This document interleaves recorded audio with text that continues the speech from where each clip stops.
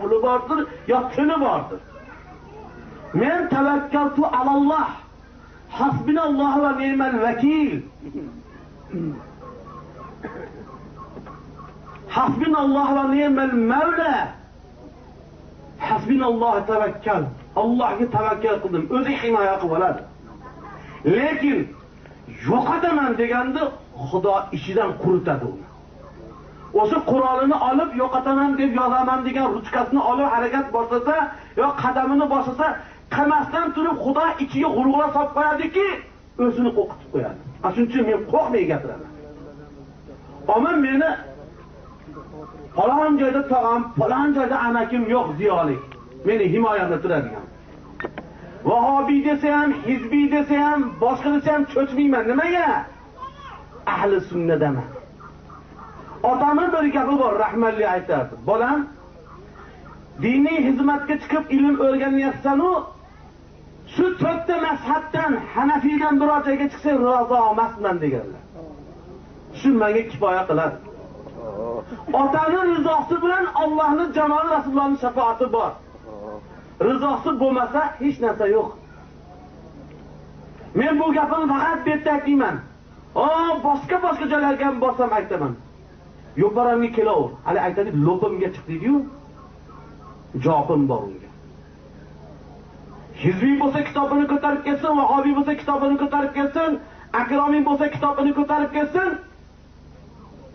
Javobim naq. Aytgan gapimga javobim naq. Benamoz ham kitobini ko'tarib kelsin. Unga naq javobim.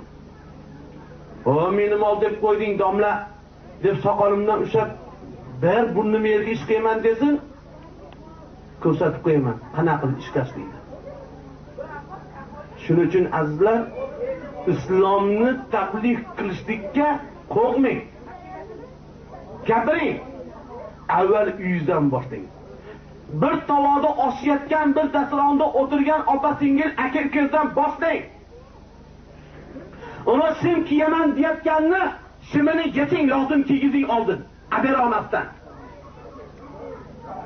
O sochini qirqib, kim uchun qirqiydi? Ayting, sochini qirqayotgan kim uchun qirqiydi? Siz uchunmi, siz uchun baribir u. Sochi uzun o'rani, kalta o'rani, qiziq xotini sizga baribir. U sizdan boshqasiga qirqib ko'rsatmoqchi. G'ururing bo'lsa qirqitma. U xotining, o'sha singling, o'sha onang sendan boshqasiga chiroyli ko'rinmoqchi. Buni orqasida nima turibdi? Zino turibdi. Qaysiki bir erkak qizini, kelinini, xotinini, opasini, singlisini shim kiyishga rozi bo'lsa, o'sha opasini, xotinini, singlisini boshqa erkak bilan benikoh yotishiga rozi bo'ladi shu. Men haqida gapiray, men hamiyatsizligini gapiray. Lekin shariat masalasiga olib qarasa, qaysiki bir ayol erkakcha kiysa, qaysiki bir erkak xotincha kiysa, Xudodan la'nat oladi unga. O'zi rozi bo'lib shimda bersa, shu qiz shu shimda kiyib ko'chaga chiqib to qaytib kelgan yetgunga davr shu ota bilan, shu opoqqa bilan, shu dada bilan, shu aka bilan shu ukani ustiga Xudodan la'nat yog'ilib, tepatan yog'ilib turadi. O'zingiz hojivoy bo'lib, hojaka bo'lib, hojopoqqa bo'lib, o'zi ro'zador bo'lib, o'z namoz o'qib, xotin bola chakangizni bunday qilib kiyintirib olib o'tirib, men shu bilan maza qilyapman demang. Ketdi, ona yuvib turibdi. Siz qilgan ibodatingiz ustiga ma'zuda kitiribdi qizingiz. Kelining. Shim kiygani bilan ko'chaga chiqib olib, stolchani qo'yib olib, o'tganlarni chaynab gapirishi bilan tugatyapti. Lekin o'rmonga o't kelsa, ho'ling ham quring ham yonasan, teng yonasan. Balo kelsa chuvomaga. Namozxonlar bir tarafda, benamozlar bir tarafda qolmaydi, hammamiz teng yonamiz. Yer yuzida hammamiz teng yetadi. Mana boshqa mamlakatlarda qarang. Suv olyapti, o't ketyapti, to'pon kelyapti, yer qimilyapti. Nimadan? Ularni ustida duo qiladiganlari yo'q. Yarim kechada turib o'ylab, mamlakatning, vatani, farzandlari haqida ey Parvardigor, sizlar namoz o'qimayapti, ibodat qilmayapti, o'zing hidoyat qilgin, boshimizga balo yubormagin.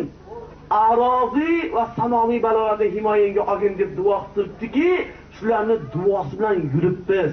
Bularni yomon demaylik. shular duosini yuribsiz. Endi ularni duo qiladigan yo'qda. Cho'qinib tursa, duosini Xudo qabul qiladimi? Ha? Benamoz yursa, ayshatxona, jalabxonalar, qimorxonalar, kazinolarda yursa, ularni yer yutmaydi kim yutadi? Xudoga shukrki, bilib qo'ying, yo benamoz. Siz namozxonlarda hisobiga yashayapsiz.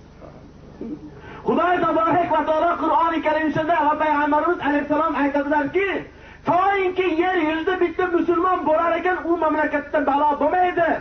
Ya'ni u mamlakat yer yutmaydi. Qiyomat bo'lmaydi. Musulmon bo'lsa, bitta namozxon bo'lsa. Shuni hisobiga benamozlar yuribsan. Yerdan chiqayotgan gaz, yerdan chiqayotgan boylik hammasi namozxonlar hisobiga Xudo beryapti buni. O'zi Amerikada bo'lsin, o'zi boshqa joylarda bo'lsin, namozxonlarning hisobiga beryapti Xudo. Endi bizga berilgan ulug' bir ne'matga qarang. Dunyoda ikki xil inson bo'ladi.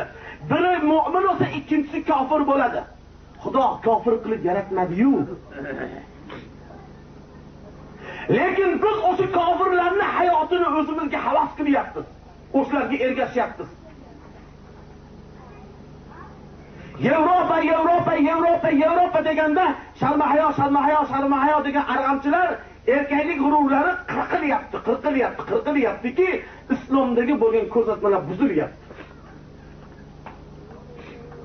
Bu bilan biz madaniylashmayapmiz, ma'naviy qashshoq bo'lyapmiz. Ota-bobosini dinini bilmagan ma'naviy qashshoq bo'lyapmiz. Madaniyat emas bu. O bizni ota-bobomiz oyog'iga etik kiyganda, u yevropaliklar, qamishdan shipay qilib, oyog'ini ipda baylab olib kavush kiyib yurgan ular. Bizni ota-bobomiz ustiga oq yaxtay kiyib, sharvar kiyganda, ular inglizlarga o'xshab baytlarda yopishtirib olib yurgan ular. Bizda ma'naviyat, bizda madaniyat, islomda bu. Qur'oni Karimda har bir din ilmlari, dunyo ilmlari deymiz. Dunyo ilmlari to'g'risida ham aniq hujjat bor. Astronomiya ilmi. Vash-shamsi val qamar deydi Xudo taborak va taolo Qur'oni Karimda. Mana shu oyati karimalardagi ketgan harflarni matematik hisobida hisoblab chiqadigan bo'lsa, oy bilan quyoshning o'rtasidagi masofa kelib chiqar ekan. Mirzo Ulug'bek bobomiz Qur'onshunos bo'lgan, dinshunos bo'lgan. Har bir o'rgangan narsani Xudoning kalomidan olgan. Yulduzlarning atrofidagi masofasi, yerda katta kichikligi hammasini Mirzo Ulug'bek bobomiz Qur'ondan olgan. Xudo taborak va taolo yer haqida gapirayotganda, yerni qanaqa qilib yaratganligi, yerda atrofi qanchaligi, quyosh atrofida qanchalik aylanishligi, insonlarni mana har bir narsani ishlab chiqarsak, uni qachon buzilishi, qanaqa tuzatsa, qanaqa nima bo'ladi, nimaga qodirligini yozib qo'yamizmi?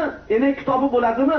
Xudo taborak va taolo insonlarni yaratgandan keyin ularni ishlashi, dam olishi, ovqat yeyishi, qanaqa qilib ibodat qilishi, qanaqa qilishligini kitobat qilib qo'ygan.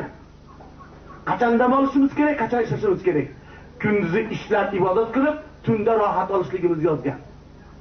Shuni hisobini Xudo taborak va taolo chiqarib, yer atrofida quyosh bilan oyni qanchalik aylanishini ham bajarib qo'yib qo'ygan. Nechida quyosh chiqadi, qanchada botadi. Qancha vaqt odam ishlash kerak, qancha dam olish kerak, qachon ovqat yeyish kerak. Hammasi Qur'onda kelgan. Ustoz ulug'larimiz bir degani, B degani yana o'zining raqami bor. Har bir raqami uni hejjalab, qatori qilib, mundarija hisobida, ya'ni raqam hisobida hisoblab chiqsa, yerning uzunligi, yer bilan oyning masofasi, quyosh bilan oy, yerda aylanasi qancha katta kichikligi, yerni kattaroq qo'yganda, balkim quyosh boshqa bir vaqtda chiqardi. Yoki bir kun kunduzi 2 kun qorong'i bo'lib ketardi. Yoki yerni kichikroq qo'yganda, 3 kun kunduzi 1 kun qorong'i bo'lib qolardi. Odam dam ololmaydi. Kunduzi uxlasangiz qanaqa uyqu, kechqurun uxlasangiz qanaqa uyqu. Xudo taborak va taolo hammasini hisob-kitob qo'ygan. Biz loh o'zicha aqlli hisoblab biz madaniyatli bo'lyapmiz. Kartiston kiyim, erkak bilan xotin ola-bula bo'lib bir-biriga qo'shilib madaniyatli bo'lganingdan undan bitta fermada yashab qo'yamiz dunyoda.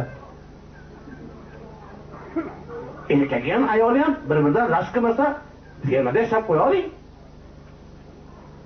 Kazarmani palajina qilib.